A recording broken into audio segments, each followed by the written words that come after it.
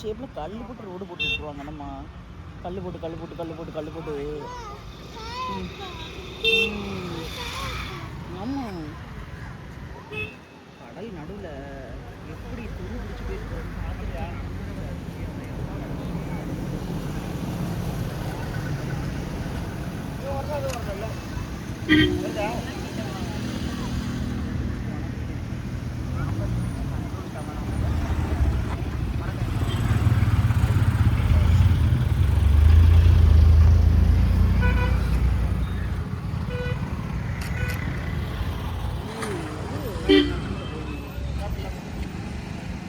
அப்போ இந்த பாலம் மட்டும் கப்பலுக்கு கட்டாதா?